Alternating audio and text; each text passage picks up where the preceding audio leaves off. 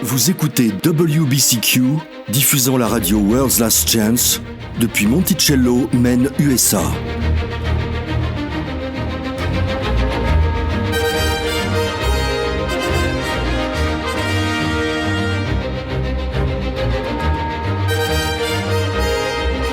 Crimes violents, troubles politiques, instabilité financière, tout indique une crise imminente, une crise sans précédent.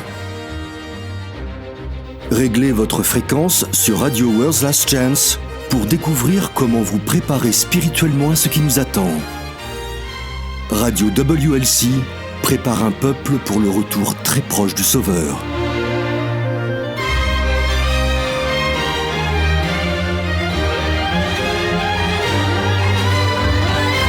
Des ennemis, nous en avons tous. Ok, peut-être que certains d'entre nous n'iraient pas jusqu'à dire qu'ils sont des ennemis, mais des gens qui ne nous aiment pas, des faux amis, ceux qui sont sympathiques en face de nous mais médisants derrière notre dos. Oui, nous en avons tous fait l'expérience, et les relations conflictuelles existent depuis le commencement du monde. Mais comment les chrétiens sont-ils censés gérer les conflits interpersonnels qui font inévitablement partie de la vie dans un monde pécheur ? Bonjour, je suis Thomas Roland et vous écoutez Radio WLC. En tant que croyants, nous devons être la lumière et le sel de la terre. Mais comment faire quand vous êtes en face de gens irritants ? Et soyons honnêtes, certaines personnes dépassent le stade de l'irritation pour atteindre celui de « adieu et j'espère ne jamais vous revoir ». Alors que faire ? Et si, comme nous le croyons, toute chose concourt au bien de ceux qui aiment Yah, pourquoi le Père permet-il à ces individus d'assombrir notre quotidien ? Pourquoi même les laisse-t-il entrer dans nos vies alors qu'ils ne font que causer des dégâts et du stress ? Et comment pouvons-nous réagir d'une manière qui honore Yah ? Avec Jean-Olivier, nous allons partager à ce sujet aujourd'hui. Pourquoi Yahweh permet-il à ces individus, disons-le franchement, indésirables d'entrer dans nos vies ? Je veux dire, certains d'entre eux devraient être accompagnés d'une étiquette d'avertissement. Eh bien, je crois que tout le monde a un but dans la vie.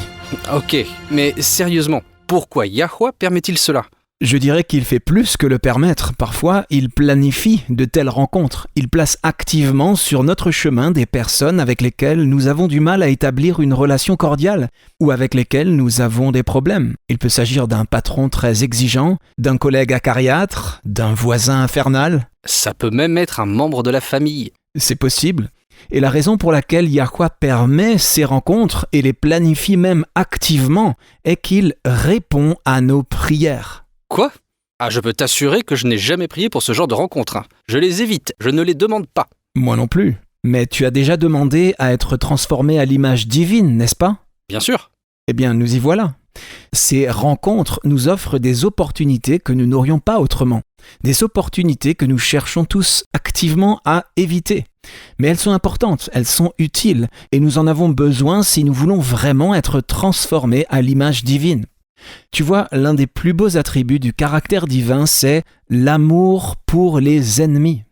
Comment allons-nous développer cet attribut du caractère divin si nous ne sommes pas amenés à côtoyer régulièrement des gens que nous trouvons irritants, des personnes que nous n'apprécions pas, des gens qu'il nous est difficile de respecter, qui ne nous aiment pas et qui nous trouvent irritants ? Comment allons-nous apprendre à aimer nos ennemis si nous sommes constamment entourés de gens que nous aimons ? C'est un bon point. Ce n'est pas amusant, mais oui, je vois ce que tu veux dire. Aimer ses ennemis est une qualité de caractère extrêmement rare. C'est une qualité divine.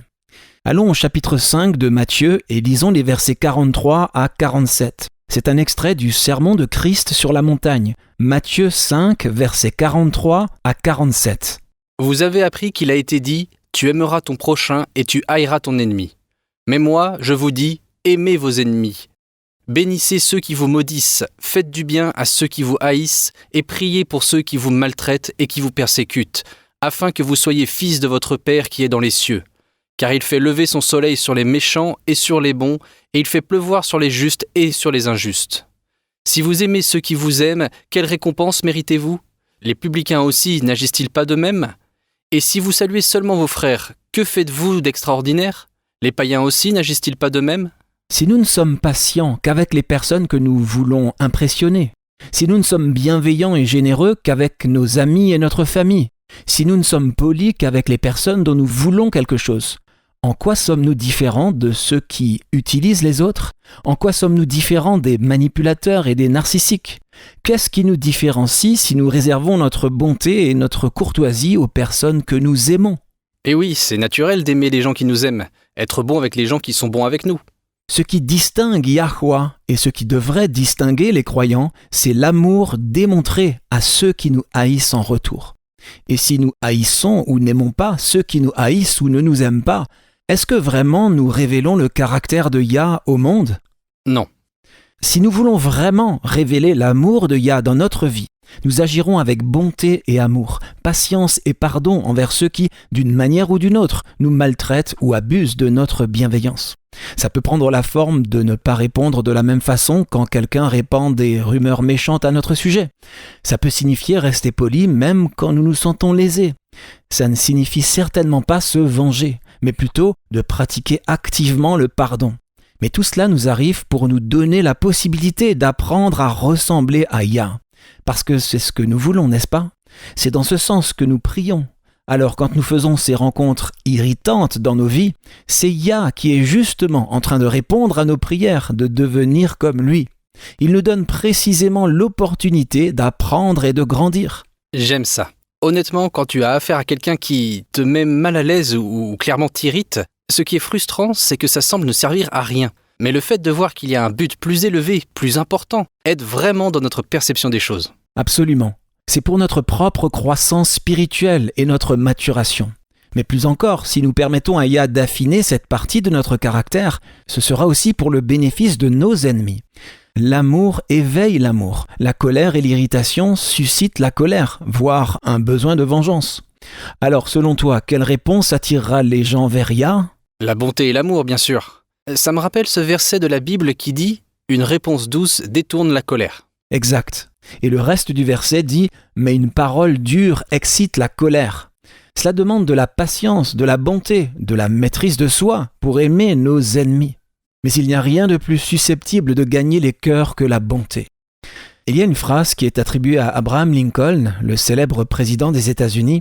Je ne sais pas s'il l'a réellement prononcée ou non, mais ça lui ressemble. C'est une question, je cite « Ne détruis-je pas mes ennemis quand j'en fais mes amis ?»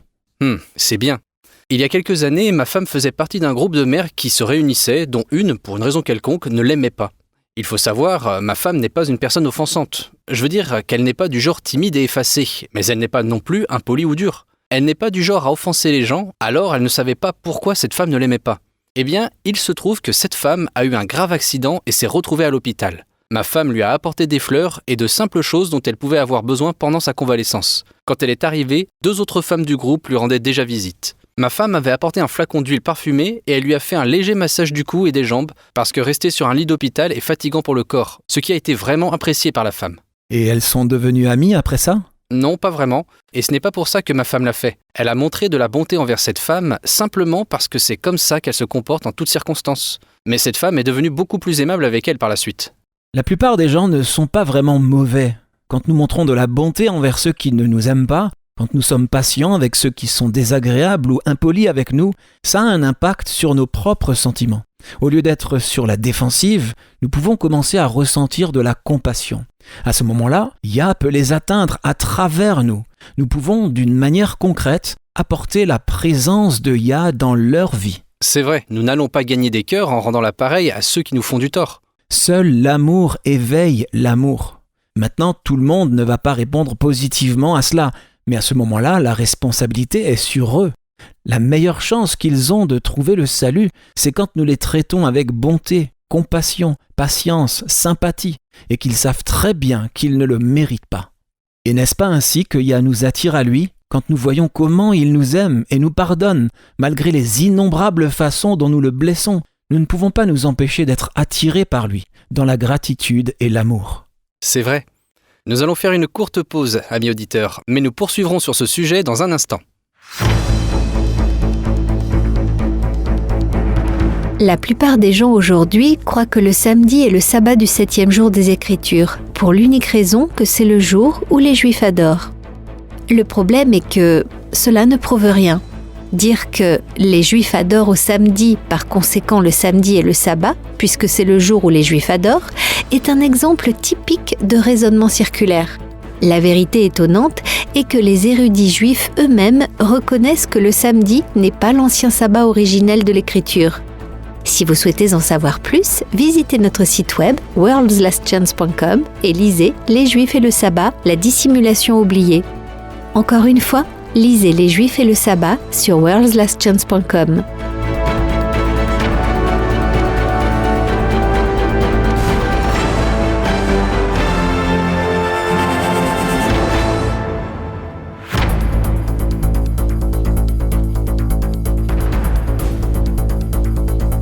Si je vous demandais quand est-ce qu'une journée commence, que diriez-vous ?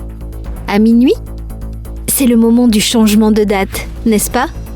Mais si je vous demandais quand est-ce que le sabbat commence, quelle serait votre réponse ? Beaucoup de gens pensent que le sabbat commence vendredi soir au coucher du soleil. La vérité choquante, cependant, est que les Écritures révèlent quand le jour commence. Mais ce n'est ni à minuit, ni au coucher du soleil. Si vous souhaitez savoir ce que la Bible enseigne sur le moment où le jour commence, rendez-vous sur notre site web worldslastchance.com et recherchez la vidéo « Quand est-ce qu'un jour commence ?»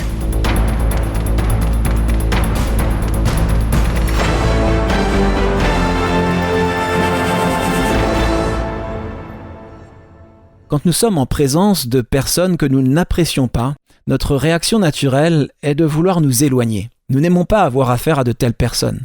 Ce n'est pas agréable. Pire, ça peut être irritant, voire nous mettre en colère. Nous voulons juste nous éloigner. Ça a été exactement la réponse de Jonas quand Yah lui a demandé d'avertir les habitants de Ninive qu'ils seraient détruits avec leur ville s'ils ne se repentaient pas. Ninive était la capitale de l'Empire assyrien. Je ne suis pas sûr que nous ayons pleinement conscience de la puissance, de la crainte et de la haine de l'Empire assyrien du point de vue des Israélites de l'époque. Cet empire a été le premier à imposer un service militaire obligatoire. Il avait l'une des armées les plus puissantes de tous les temps. Il a inventé la technique du bélier, cette arme de guerre qui avait des conséquences dévastatrices à l'époque. Ils étaient vraiment brutaux et connus pour torturer les survivants. Et c'est à ce peuple-là que Jonas était censé s'adresser pour les avertir. Oui, je comprends qu'il ait eu peur d'y aller. Je ne pense pas que ce soit la peur. Yah a la capacité de protéger ceux qui œuvrent pour lui. Je pense que Jonas ne les aimait tout simplement pas. Il ne voulait pas qu'ils se repentent parce qu'il ne voulait tout simplement pas qu'ils soient sauvés. Il avait des préjugés. Il voulait que Yahweh les détruise. Il pensait peut-être qu'Israël aurait un ennemi de moins à craindre si Ninive était détruite. Oui, on peut voir ça. Alors, qu'est-ce qu'il a fait ? Lisons Jonas 1, verset 3. « Et Jonas se leva pour s'enfuir à Tarsis, loin de la face de Yahweh. Il descendit à Jaffo et il trouva un navire qui allait à Tarsis. Il paya le prix du transport et s'embarqua pour aller avec les passagers à Tarsis, loin de la face de Yahweh. » Tarsis était aussi loin de Ninive que Jonas pouvait aller. C'est ce qu'on pourrait appeler aujourd'hui le bout du monde. Tarsis faisait le commerce de l'étain, un bien précieux à cette époque. En 2019, d'anciens lingots d'étain ont été récupérés d'une épave et analysés, ce qui a révélé qu'ils provenaient de Cornouailles, en Angleterre. Donc, quand Jonas a pris un aller simple pour Tarsis, il s'enfuyait en fait vers l'endroit le plus à l'ouest où les anciens pouvaient se rendre. Et il l'a fait parce qu'il n'aimait pas les Assyriens. Il voulait que leur capitale soit renversée. Il a donc voulu aller aux extrémités de la terre. Et nous savons ce qui s'est passé ensuite. Yah a envoyé une énorme tempête, si violente que les marins ont jeté la cargaison par-dessus bord en appelant leur Dieu à l'aide, mais la tempête s'empirait. Ils ont finalement tiré au sort pour déterminer qui était à blâmer. Et le sort est tombé sur Jonas, qui a admis qu'il était en train de fuir son Dieu. Lisons la suite à partir du verset 10. « Ces hommes eurent une grande frayeur et ils lui dirent « Pourquoi as-tu fait cela ?» Car ces hommes savaient qu'il fuyait loin de la face de Yahweh parce qu'il le leur avait déclaré. Et ils lui dirent « Que te ferons-nous pour que la mer se calme envers nous ?» Car la mer était de plus en plus orageuse. Il leur répondit « Prenez-moi et jetez-moi dans la mer, et la mer se calmera envers vous. Car je sais que c'est moi qui attire sur vous cette grande tempête. » Ces hommes ramaient pour gagner la terre, mais ils ne le purent parce que la mer s'agitait toujours plus contre eux. Alors ils invoquèrent Yahweh et dirent « Ô Yahweh, ne nous fais pas périr à cause de la vie de cet homme et ne nous charge pas du sang innocent. Car toi, Yahweh, tu fais ce que tu veux. » Puis ils prirent Jonas et le jetèrent dans la mer. Et la fureur de la mer s'apaisa. Ces hommes furent saisis d'une grande crainte de Yahweh, et ils offrirent un sacrifice à Yahweh et firent des vœux. L'Écriture dit que Yah a envoyé un grand poisson pour avaler Jonas. Ce n'était pas une expérience agréable. Il a prié et confessé son péché en essayant de fuir Yah. Alors Yah a fait en sorte que le poisson recrache Jonas sur la terre ferme. Que s'est-il passé ensuite ? Jonas, chapitre 3, versets 1 à 4. La parole de Yahweh fut adressée à Jonas une seconde fois en ces mots. « Lève-toi, va à Ninive, la grande ville, et proclame-y la publication que je t'ordonne. » Et Jonas se leva et alla à Ninive selon la parole de Yahweh. Or, Ninive était une très grande ville, de 3 jours de marche. Jonas fit d'abord dans la ville une journée de marche. Il criait et disait « Encore 40 jours et Ninive est détruite. » Je ne sais pas si Jonas a eu le temps de passer par chez lui, mais on dirait que, alors qu'il était encore sur la plage, Yah lui a répété son ordre d'aller à Ninive, et cette fois Jonas a obéi. Quel a été le résultat ? Versets 5 à 10. Les gens de Ninive crurent à Elohim et ils publièrent un jeûne et se revêtirent de sacs depuis les plus grands jusqu'aux plus petits. La chose parvint au roi de Ninive, il se leva de son trône, ôta son manteau, se couvrit d'un sac et s'assit sur la cendre. Et il fit faire dans Ninive cette publication, par ordre du roi et de ses grands. Que les hommes et les bêtes, les bœufs et les brebis ne goûtent de rien, ne pèsent point et ne boivent point d'eau. Que les hommes et les bêtes soient couvertes de sacs, qu'ils crient à Elohim avec force et qu'ils reviennent tous de leur mauvaise voie et des actes de violence dont leurs mains sont coupables. Qui sait si Elohim ne reviendra pas et ne se repentira pas, et s'il ne renoncera pas à son ardente colère, en sorte que nous ne périssions point ? Elohim vit qu'ils agissaient ainsi et qu'ils revenaient de leur mauvaise voie.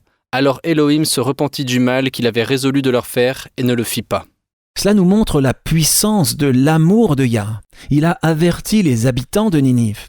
Il aurait pu simplement les anéantir, mais il ne l'a pas fait. Il leur a donné une chance de se repentir. Ils ont reconnu que son avertissement était un acte d'amour. Il a attiré leur cœur et ils se sont repentis. C'était le meilleur résultat possible. C'est ce que Yah voulait. Mais quelle a été la réaction de Jonas ? Lisons Jonas 4, versets 1 à 3. « Cela déplut fort à Jonas et il fut irrité.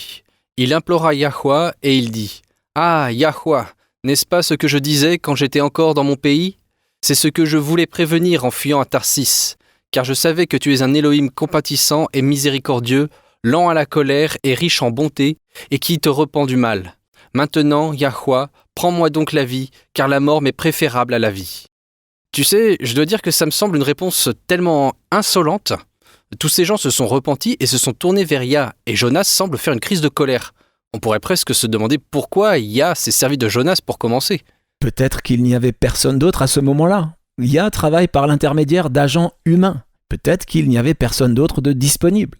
Ou plus probablement, c'est que Yah aimait Jonas autant qu'il aimait les Ninivites, et qu'il voulait que Jonas ait aussi la chance de grandir spirituellement. Le fait d'être confronté au fait d'aimer ses ennemis y contribuerait. Très bien, continuons, verset 4. Yahweh répondit « Fais-tu bien de t'irriter ?» Et Jonas sortit de la ville et s'assit à l'orient de la ville. Là, il se fit une cabane et s'y tint à l'ombre jusqu'à ce qu'il vît ce qui arriverait dans la ville. Jonas est irrité. Il se fait une cabane pour se mettre à l'ombre et il s'assoit là pour voir ce qui va se passer. Mais Yah n'en a pas encore fini avec Jonas, qui n'a pas encore appris la leçon que Yah voulait lui enseigner sur l'amour de ses ennemis et la compassion envers ceux qui, auparavant, n'avaient montré aucune compassion envers Israël. Continuons, verset 6. Yahweh Elohim fit croître un ricin qui s'éleva au-dessus de Jonas pour donner de l'ombre sur sa tête et pour lui ôter son irritation. Jonas éprouva une grande joie à cause de ce ricin. Mais le lendemain, à l'aurore, Elohim fit venir un ver qui piqua le ricin et le ricin sécha. Au lever du soleil, Elohim fit souffler un vent chaud d'Orient, et le soleil frappa la tête de Jonas au point qu'il tomba en défaillance. Il demanda la mort et dit « La mort m'est préférable à la vie. » Elohim dit à Jonas « Fais-tu bien de t'irriter à cause du ricin ?» Il répondit « Je fais bien de m'irriter jusqu'à la mort. » Jonas est toujours en colère. On pourrait dire qu'il boude. Il n'a toujours pas appris sa leçon. C'est une parfaite illustration de nous-mêmes. Quand quelqu'un est grossier avec nous, quand quelqu'un est déraisonnablement haineux envers nous, combien de fois notre réaction est-elle d'être patient et bienveillant ? Combien de fois avons-nous réagi à la haine par de la compassion ? Personnellement, je dois avouer que j'ai tendance à réagir comme Jonas. Eh bien, je comprends que Jonas ait pu s'inquiéter de sa réputation de prophète, si sa prophétie ne se réalisait pas. Après tout, un prophète dont les prophéties ne se réalisent pas ne reste pas en activité très longtemps. Mais je me suis toujours demandé, s'il était préoccupé par sa réputation, pourquoi il n'avait pas modifié son message ? Au lieu de dire « dans 40 jours, Ninive sera détruite », il aurait pu tout aussi facilement et plus précisément dire « repentez-vous » ou « dans 40 jours, Ninive sera détruite ».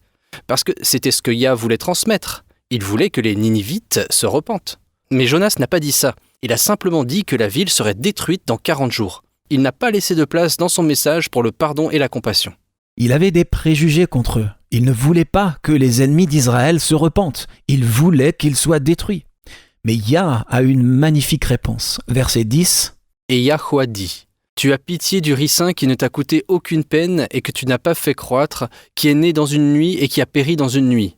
Et moi, je n'aurai pas pitié de Ninive, la grande ville dans laquelle se trouvent plus de 120 000 hommes qui ne savent pas distinguer leur droite de leur gauche et des animaux en grand nombre. » J'ai toujours aimé la fin. Et des animaux en grand nombre.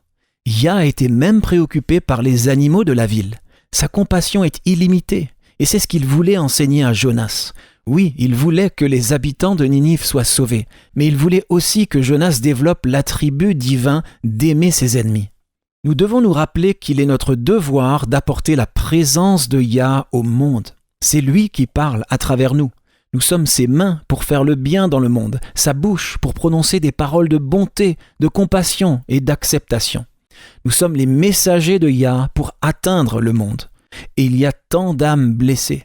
Qui sommes-nous pour nous ériger en juges et décider qui mérite les bénédictions divines d'amour et d'acceptation et qui ne les mérite pas ? Oui, si on parle de mériter, aucun d'entre nous ne mérite la grâce divine. Et si nous, en tant que pécheurs, ne méritons pas la compassion de Yah et que nous la recevons quand même, comment pouvons-nous la refuser aux autres ? Que dit Romains 5, verset 8 à propos de l'amour de Yah pour nous ? Mais Yah prouve son amour envers nous en ce que, lorsque nous étions encore des pécheurs, Christ est mort pour nous. C'est ça, l'amour pour ses ennemis. Et si nous voulons révéler Yah au monde, nous aurons ce même type d'amour pour nos ennemis. Nous devons nous rappeler que nous sommes en guerre contre Satan, pas contre les gens. Que dit Éphésiens 6, verset 12 ? Car nous n'avons pas à lutter contre la chair et le sang, mais contre les dominations, contre les autorités, contre les princes de ce monde de ténèbres, contre les esprits méchants dans les lieux célestes. Voilà notre ennemi, pas nos frères et sœurs humains, qui peuvent simplement réagir aux déclencheurs de leur propre bagage émotionnel. C'est facile de réagir en rendant l'appareil, mais l'amour divin ne réagit jamais à la provocation. Il agit toujours avec compassion, bonté et compréhension. Patience. C'est ce que Yah veut développer en nous quand il laisse entrer ou fait entrer des personnes qui nous sont désagréables dans nos vies. Lisons Proverbe 16, versets 6 à 7. « Par la bonté et la fidélité, on expie l'iniquité, et par la crainte de Yahweh, on se détourne du mal. Quand Yahweh approuve les voies d'un homme, il dispose favorablement à son égard même ses ennemis. » Quand nous sommes patients avec les impatients, quand nous sommes polis avec ceux qui sont impolis, quand nous sommes bons avec ceux qui sont méchants, nous révélons Yah. Il faut beaucoup de maturité spirituelle pour développer cet attribut. Mais c'est une partie importante de notre développement spirituel parce que, oui, nous sommes les ambassadeurs de Yah. J'ai entendu dire, vous êtes le seul Christ que certaines personnes verront dans leur vie. C'est vrai en quelque sorte. Et la façon de réussir à le représenter est de traiter même nos ennemis avec compassion et bonté, patience et courtoisie. Au lieu de réagir avec colère, nous leur parlons avec compassion. Que dit Proverbe 18, verset 21 ? La mort et la vie sont au pouvoir de la langue. Quiconque l'aime en mangera les fruits. Même si nos ennemis ne devenaient jamais nos meilleurs amis, notre propre caractère changera pour le mieux. Et ça fait aussi partie du plan de Yah. Que dit Paul dans Romains 8, versets 28 et 29 ? Nous savons, du reste, que toute chose concourt au bien de ceux qui aiment Yah, de ceux qui sont appelés selon son dessein. Car ceux qu'il a connus d'avance, il les a aussi prédestinés à être semblables à l'image de son Fils. La destinée de tous les croyants est d'être conformés à l'image de Yah et à l'image de son Fils. Et une étape importante dans ce processus est d'apprendre à aimer nos ennemis. Qu'a dit Christ ? Heureux les miséricordieux, car on leur fera miséricorde. Heureux les artisans de paix, car ils seront appelés enfants de Yah. Yah nous a aimés alors que nous étions encore ses ennemis. Aimer nos ennemis, c'est révéler Yah au monde. Ne partez pas les amis, dans un instant, votre courrier des auditeurs. À tout de suite.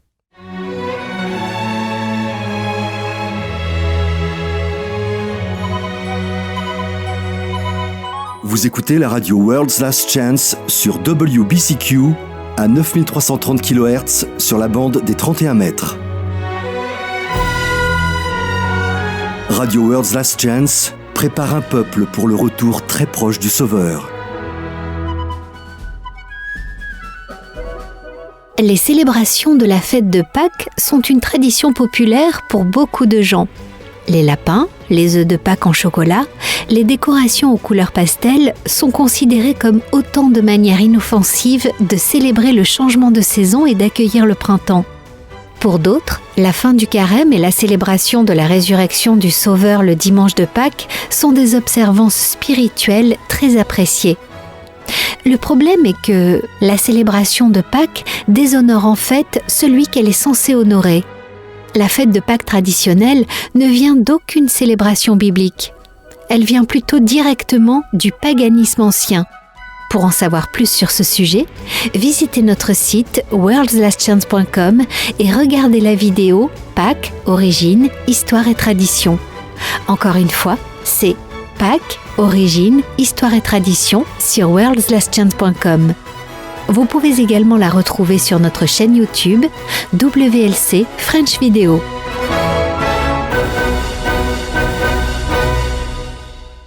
D'où vient notre question aujourd'hui pour notre courrier des auditeurs ? Ah, eh bien, je ne sais pas. C'est une question anonyme.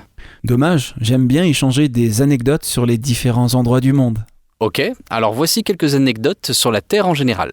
L'endroit le plus sec de la Terre est le désert d'Atacama, qui se trouve juste à côté de la plus grande étendue d'eau de la planète, l'océan Pacifique. Je me demande ce qui fait que des conditions météorologiques soient telles qu'il y a un désert juste à côté de l'océan. Je ne sais pas, mais j'ai lu qu'il y a des endroits où il n'a littéralement jamais plu. Surprenant. Alors, quelle est notre question pour aujourd'hui ?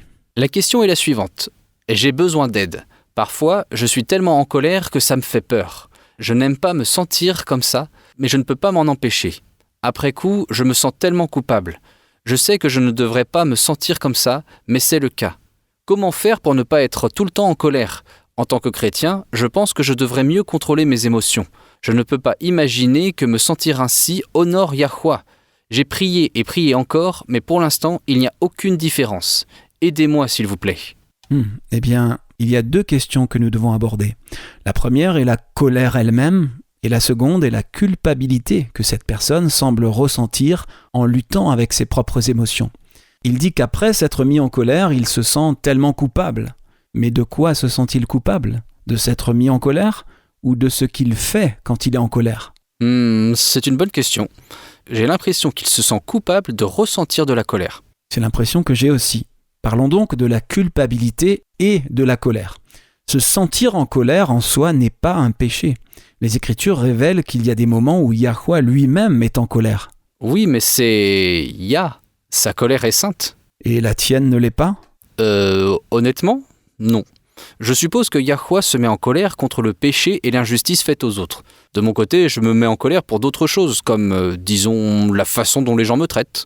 Ça ne fait pas automatiquement de la colère humaine un péché. La colère peut être une réaction très juste face à l'injustice. Elle peut être la voix douce et subtile qui affirme que ce qu'on vous a fait est mal. Nous considérons la colère comme une émotion négative. Nous n'aimons pas ressentir des émotions négatives. L'auditeur nous dit la même chose. Je n'aime pas me sentir comme ça. Mais ça ne fait pas de l'émotion elle-même un péché. Nous en reparlerons dans un instant. Pour l'instant, comprenons ce qu'est la culpabilité. Qu'est-ce que la culpabilité ? Comment est-elle définie ? C'est être responsable d'avoir commis une infraction, d'avoir fait quelque chose de mal. C'est la clé pour déterminer si vous avez péché ou non, quand vous étiez en colère. Les émotions elles-mêmes ne sont pas un péché. Ou alors Yahweh ne pourrait pas les ressentir. C'est ce que vous faites quand vous ressentez ces émotions qui déterminent si vous avez fait quelque chose pour lequel vous vous sentez coupable. Quand vous êtes en colère, que faites-vous ? Est-ce que vous proférez des jurons, des insultes, des gros mots ? Ce serait un péché. Est-ce que vous vous emportez et frappez votre femme, votre mari ? Ce serait un péché. Il n'y a jamais d'excuse à la violence physique contre un conjoint, jamais. Est-ce que vous giflez votre enfant ? Est-ce que vous donnez un coup de pied au chien? Est-ce que vous répandez des rumeurs contre un collègue de travail? Tous ces actes sont des péchés. Ce sont des actions qui sont mauvaises parce qu'elles causent du tort à autrui. Tu dis donc que le péché entre en jeu quand la colère quitte le domaine des émotions pour entrer dans celui de l'action causant du tort à autrui. C'est cela le péché? Exactement. C'est la définition de la culpabilité, quand nous sommes responsables d'avoir fait quelque chose de mal ou d'avoir causé du tort à quelqu'un d'autre. Faire et causer. Ce sont des verbes d'action. Voilà la différence. Il y a un autre point que je voudrais aborder. Alors, très rapidement, parlons de la façon de gérer la colère. La première chose... La prière. Bien sûr. Et c'est ce qu'il fait. Il prie déjà à ce sujet. Donc la première chose à faire, après la prière, serait d'essayer d'analyser ce qui provoque la colère à l'intérieur. Si vous vous mettez facilement en colère, il y a généralement une autre raison que la provocation immédiate du moment. Il peut s'agir de stress à la maison ou au travail. Il peut s'agir d'un chagrin, d'une douleur. Le chagrin se manifeste souvent par de la colère. Il peut aussi s'agir d'un traumatisme non résolu. Parfois, ces traumatismes remontent à une enfance marquée par les abus. Les problèmes et les blessures non guéries de l'enfance peuvent nous affecter toute notre vie s'ils ne sont pas résolus. Si c'est ce qui semble être à l'origine de la colère, il peut être très utile de consulter un thérapeute qualifié. Il n'y a pas de honte ou de péché à demander de l'aide. C'est vrai. Quand nous sommes malades, nous allons voir un médecin ou nous utilisons des remèdes maison pour nous soigner. Dans un cas comme dans l'autre, nous prenons les devants pour obtenir l'aide dont nous avons besoin pour aller mieux. Il ne devrait pas y avoir de honte à demander de l'aide pour des blessures émotionnelles. C'est vrai. Les troubles de l'humeur, le syndrome de stress post-traumatique ou des déséquilibres hormonaux peuvent aussi être à l'origine de la colère. Mais ce n'est pas pour autant qu'on peut dire qu'on fait du mal à quelqu'un d'autre. Ce n'est pas un péché. Une fois que vous savez ce qui provoque la colère, vous pouvez commencer à identifier les éléments déclencheurs. Le stress de la conduite aux heures de pointe est-il un déclencheur? Ok, une fois que vous le savez, vous pouvez le contourner.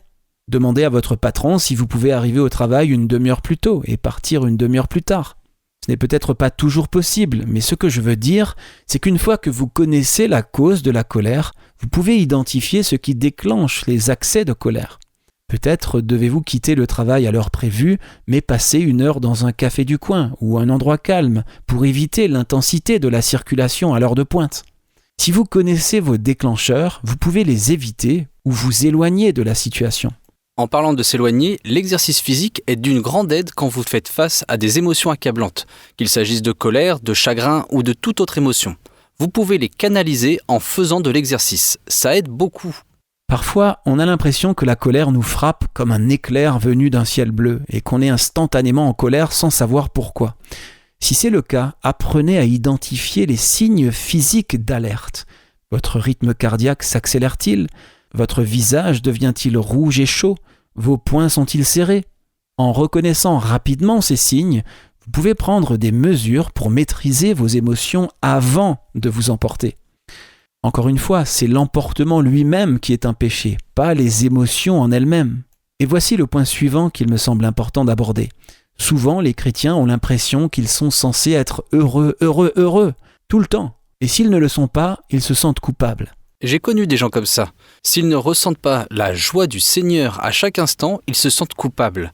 J'ai remarqué que dans de tels foyers, il n'y a pas de reconnaissance saine de ce que chacun ressent réellement. Si vous vous sentez déprimé ou avez le moral bas ou quoi que ce soit d'autre qu'heureux, c'est refoulé, supprimé. Ce qui n'est pas du tout sain. Nous appelons ces émotions négatives, mais négatif n'est pas automatiquement synonyme de péché. C'est un point important car il semble que beaucoup de chrétiens conservateurs ne le comprennent pas. Nier les émotions négatives, les supprimer, peut conduire à des problèmes de santé mentale. Ça ne résout rien. Mais ensuite, le fait d'ajouter un fardeau de culpabilité pour avoir ressenti ces émotions ne fait qu'aggraver le problème. Et si vous êtes une personne qui gère la culpabilité, la dépression, le stress ou le chagrin en vous mettant en colère, oui, vous pourrez avoir des problèmes avec la colère. Le simple fait qu'il s'agisse de ce que nous appelons une émotion négative ne signifie pas automatiquement que c'est un péché de se sentir ainsi. Prenons quelques exemples dans les Écritures. Mon Dieu, pourquoi m'as-tu abandonné? C'est ce que Yahushua a dit à la croix. Mon Dieu, pourquoi m'as-tu abandonné? Pas seulement. Tournons-nous vers le psaume 22 et lisons les versets 2 et 3. Mon Dieu, Pourquoi m'as-tu abandonné et t'éloignes-tu sans me secourir, sans écouter mes plaintes ? Mon Dieu, je crie le jour et tu ne réponds pas, la nuit et je n'ai point de repos. Yahushua, sur la croix, citait en fait ce psaume de David, parce qu'il résumait parfaitement ses sentiments d'horreur, de déchirement et d'abandon, sans parler de la culpabilité de nos péchés qui pesaient sur lui. Ce sont toutes des émotions très négatives, mais ce n'est pas un péché de les ressentir. J'ai entendu des prédicateurs dire en plaisantant que David était le premier maniaco-dépressif du monde. Certains de ces psaumes sont pleins d'angoisse, voire de dépression extrême, d'anxiété et de troubles émotionnels. Il couvre certainement toute la gamme des émotions humaines, mais les émotions ne sont pas un péché. Et c'est le fardeau que j'aimerais enlever à nos auditeurs. Ce n'est pas un péché de se sentir déprimé, ce n'est pas un péché de se sentir triste. Prenons l'exemple de Job. Parmi tous ceux qui, dans les Écritures, ont eu des raisons de se lamenter et d'être déprimés, c'est bien Job. Non seulement il a perdu toutes ses richesses, mais il a aussi perdu sa réputation. Les gens ont commencé à faire de mauvaises suppositions à son sujet, ce qui a ajouté l'insulte à la blessure. Mais le pire, c'est qu'il a perdu ses enfants, tous les 10. Pouvez-vous imaginer ce chagrin ? Je ne peux même pas imaginer. Non, c'est au-delà de l'imagination. Et quand ses soi-disant amis sont venus le réconforter et ont plutôt remué le couteau dans la plaie, oui, Job s'est plaint. Il a dit qu'il souhaitait ne jamais être né. C'était ses émotions. Elles étaient négatives, elles étaient brutes et elles étaient honnêtes. Mais ce n'était pas un péché. Il a frôlé la limite quand il a finalement commencé à remettre Yah en question. C'est pourquoi il a dit plus tard qu'il s'était repenti dans la poussière et les cendres. Mais les émotions qu'il a ressenties n'étaient pas un péché. C'était juste ses sentiments, et honnêtement, je pourrais dire qu'il était justifié de se sentir ainsi. Passons à Job 42 et lisons le verset 7. C'est après que Yahweh ait fini d'interroger Job et que Job ait exprimé son remords d'avoir remis en question les desseins divins. Job 42, verset 7. Après que Yahweh eut adressé ces paroles à Job, il dit à Éliphaz de Théman, « Ma colère est enflammée contre toi et contre tes 2 amis, parce que vous n'avez pas parlé de moi avec droiture, comme l'a fait mon serviteur Job. » Job n'a pas péché en ressentant des émotions de chagrin, de perte, de colère et même de ressentiment.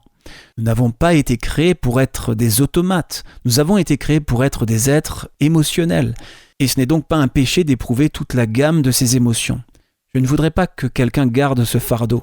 Ne vous laissez pas entraîner par le malentendu selon lequel les émotions négatives sont un péché. C'est un fardeau de l'ennemi. Rejetez-le.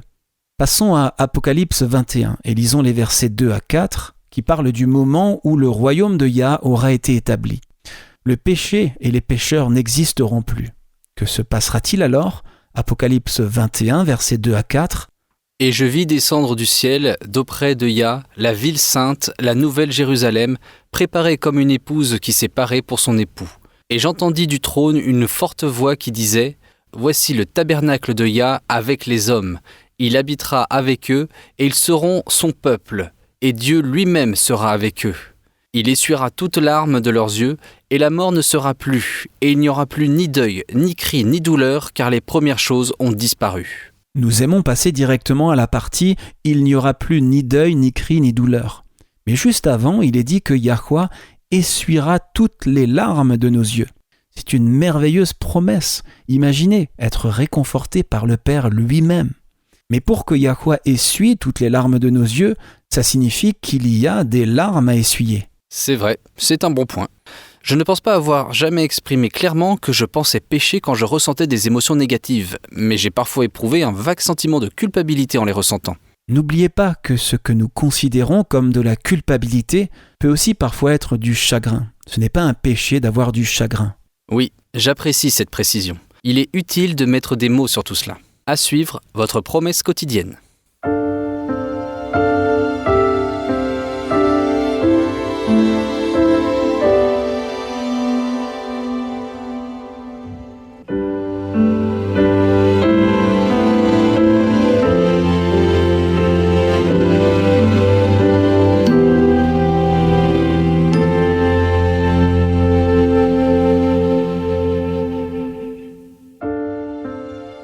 Vous écoutez Élise Blanc pour votre promesse quotidienne de la parole de Yah.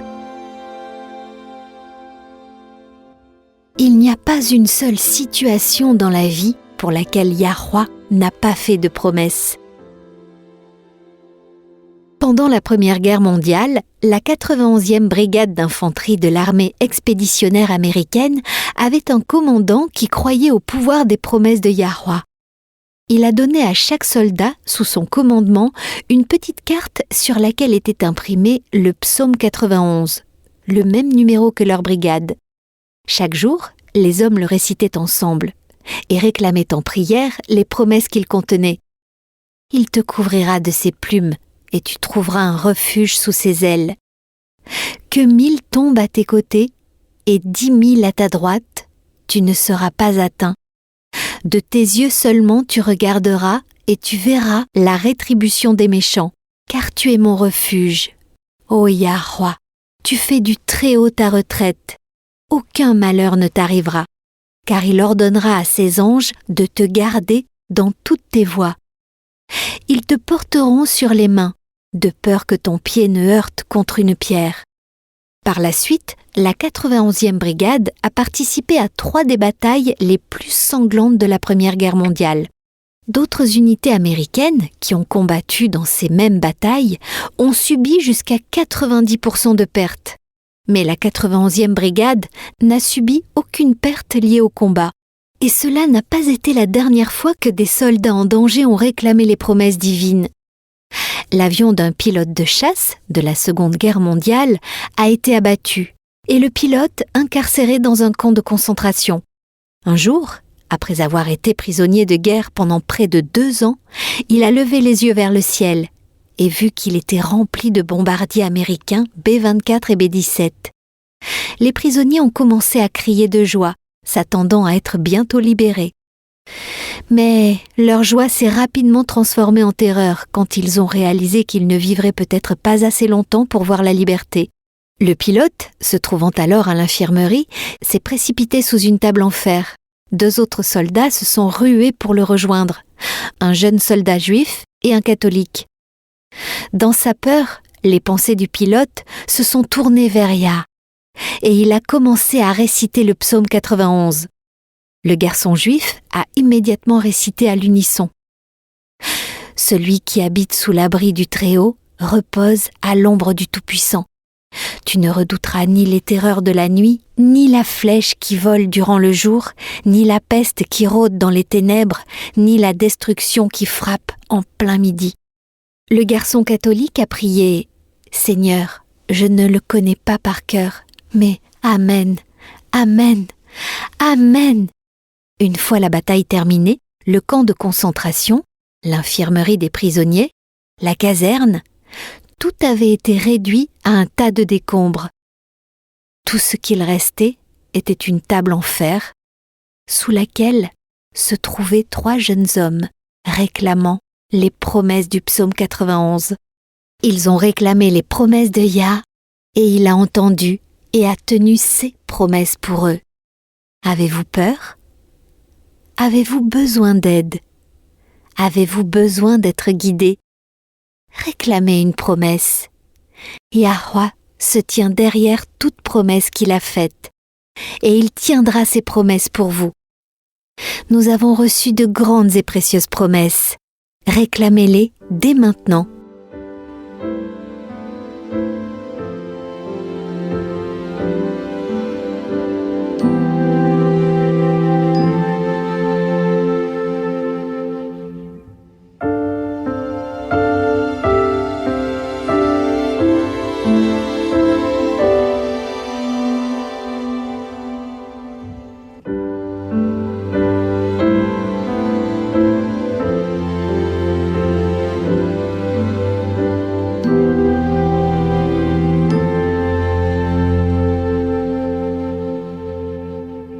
Avant de conclure, il y a un point que j'aimerais clarifier. Dans notre première partie, tu as dit que si nous voulons vraiment révéler l'amour de Yah dans nos propres vies, nous serons bons, patients et indulgents envers ceux qui nous maltraitent et même sont abusifs envers nous. J'aimerais savoir à quel point tu prends ça littéralement. Qu'est-ce que tu veux dire ? Eh bien, jusqu'où est-on censé accepter ça ? Dans le Sermon sur la montagne, Christ dit de ne pas résister à une personne malveillante, que si on te frappe sur une joue, tends-lui également l'autre joue. Jusqu'où doit-on laisser faire ? Par exemple, si tu découvres qu'un employé a détourné des fonds de ton entreprise ou qu'un partenaire commercial t'a volé ta part des bénéfices, Est-ce que le fait d'être bon avec les personnes malveillantes signifie que tu es censé rester dans ces situations ? Non, pardonner à quelqu'un n'équivaut pas automatiquement à être un paillasson. Ça ne te rend pas faible de pardonner à quelqu'un. Clarifions ce que signifie vraiment le pardon. Lisons la définition. D'accord. Le pardon, c'est abandonner le ressentiment contre quelqu'un ou cesser de vouloir le punir pour une offense ou une faute. Cesser d'être en colère ou de vouloir infliger une punition pour une offense ou une faute. Voilà ce qu'est le pardon, c'est tout. Ça ne transforme pas le mal qui t'a été fait en quelque chose de bien. Ça ne signifie pas que tu dois continuer à supporter le mauvais comportement, quel qu'il soit.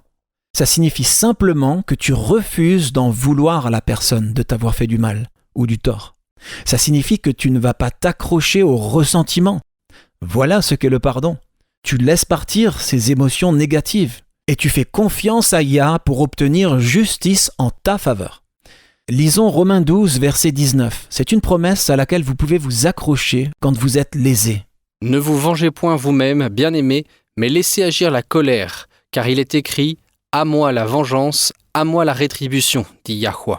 Voilà ce qui nous permet de pardonner quand on nous a fait du tort. Nous n'avons pas à nous venger nous-mêmes. Nous pouvons le remettre à Yah et continuer à traiter les gens avec bonté, courtoisie et pardon.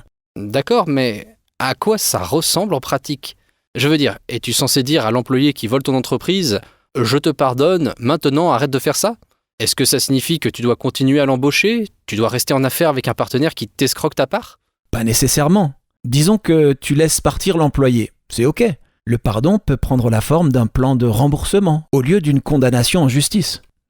Et en fin de compte, c'est à cela que se résume l'amour de nos ennemis. Pardonner les torts qui nous ont été faits. Faire confiance à Yah pour que justice nous soit rendue. Laisser tomber nos ressentiments. Agir avec bonté, compassion, honnêteté et intégrité en toutes circonstances. Lisons à nouveau Matthieu 5, versets 43 à 48. C'est la raison pour laquelle Yah permet que des ennemis entrent dans notre vie. Vous avez appris qu'il a été dit « Tu aimeras ton prochain et tu haïras ton ennemi ». Mais moi, je vous dis, aimez vos ennemis, bénissez ceux qui vous maudissent, faites du bien à ceux qui vous haïssent, et priez pour ceux qui vous maltraitent et qui vous persécutent, afin que vous soyez fils de votre Père qui est dans les cieux. Car il fait lever son soleil sur les méchants et sur les bons, et il fait pleuvoir sur les justes et sur les injustes. Si vous aimez ceux qui vous aiment, quelle récompense méritez-vous ? Les publicains aussi n'agissent-ils pas de même ? Et si vous saluez seulement vos frères, que faites-vous d'extraordinaire ? Les païens aussi n'agissent-ils pas de même ? Soyez donc parfaits comme votre Père céleste est parfait. Nous voulons révéler Yah au monde. Nous voulons que son caractère se forme en nous. La façon dont nous le révélons est de traiter nos ennemis avec la même bonté, la même compassion et le même pardon que Yah. C'est cela, être les enfants de notre Père céleste. C'est développer son caractère en nous. Et ça fait partie du processus alors qu'il écrit sa loi dans nos cœurs. Ça met vraiment les choses en perspective. Je suppose que la prochaine fois que ça m'arrivera, je ne me plaindrai pas. Je ferai confiance à Yah qui utilise cette personne irritante pour m'aider à former un caractère pour son royaume. Rejoignez-nous demain, amis auditeurs. Et d'ici là, rappelez-vous, Yahweh vous aime et vous pouvez compter sur lui faire confiance en toute sécurité car il en est digne.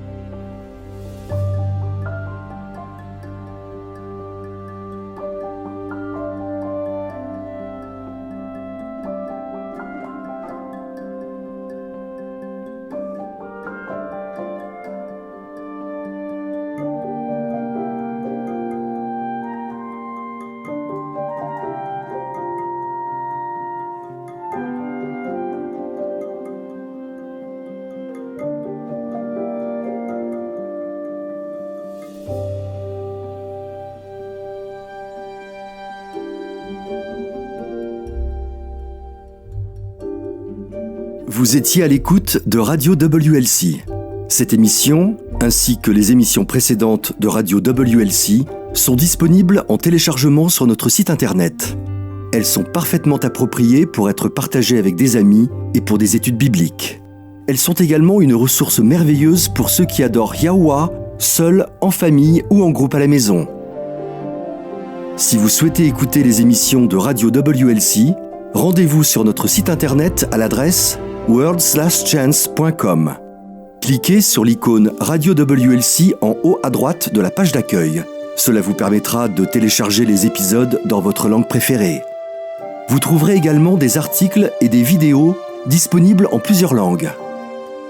Rejoignez-nous demain pour un autre message rempli de vérité sur WBCQ à 9330 kHz sur la bande des 31 mètres.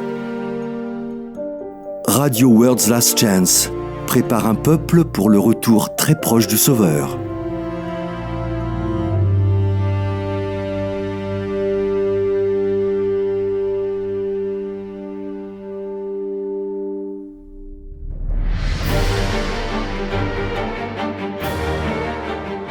Apocalypse contient des informations vitales pour tous ceux qui vivent aujourd'hui. Les chapitres 8 et 9 sont particulièrement importants. Ils prédisent des événements cruciaux qui auront lieu dans un avenir proche. Ils sont décrits comme 7 trompettes. Quand ces 7 trompettes commenceront à sonner, nous saurons que nous sommes à quelques mois du retour de Yahushua. Pour en savoir plus, visitez notre site web worldslastchance.com. Nous avons beaucoup d'articles et de vidéos couvrant plusieurs aspects de ce sujet des plus importants. C'est sur worldslastchance.com. Visitez notre site dès aujourd'hui. Il ne reste plus beaucoup de temps.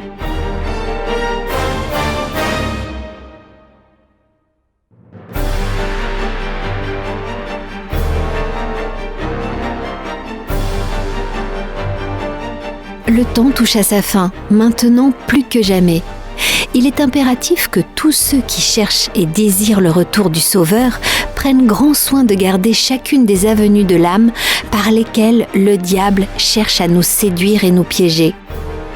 Le péché est addictif. Qu'il s'agisse du temps gaspillé dans des activités nuisibles ou de l'alcool, qu'il s'agisse de pornographie ou de nicotine, le péché lui-même est addictif. Mais le Sauveur est prêt à délivrer quiconque se tourne vers lui. Visitez notre site worldslastchance.com et lisez l'addiction au péché, protégez les avenues de l'âme. Lisez l'addiction au péché sur worldslastchance.com. Yahushua est prêt à répondre à la prière de la foi.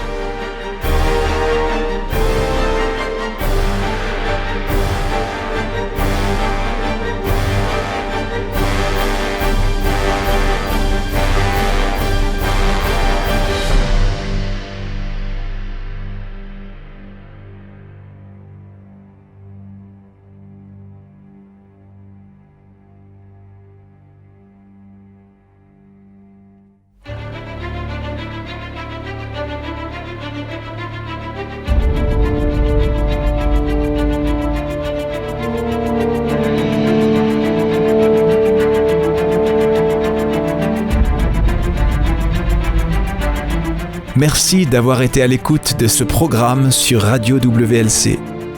Nous vivons une époque très solennelle. Le monde est au bord d'un grand désastre. Des événements catastrophiques vont bientôt se produire qui mettront fin à notre ère et inaugureront la nouvelle. Dans sa grande miséricorde, Yahuwah a révélé par la prophétie ce que l'avenir nous réserve.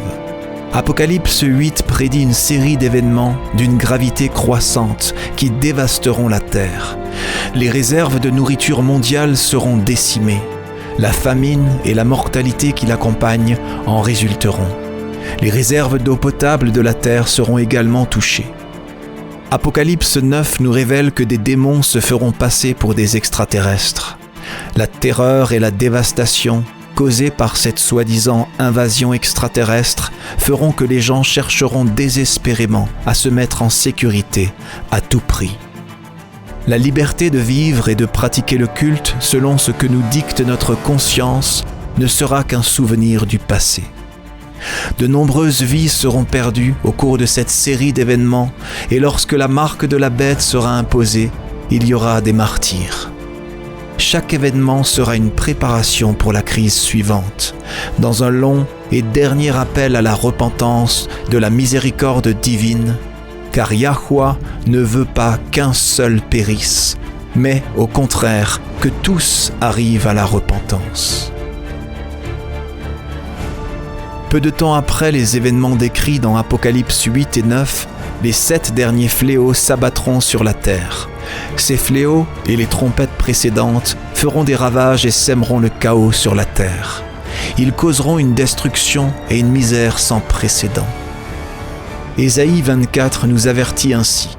Oui, Yahweh va dévaster la terre, il va la ravager, en bouleverser la surface, il en dispersera les habitants.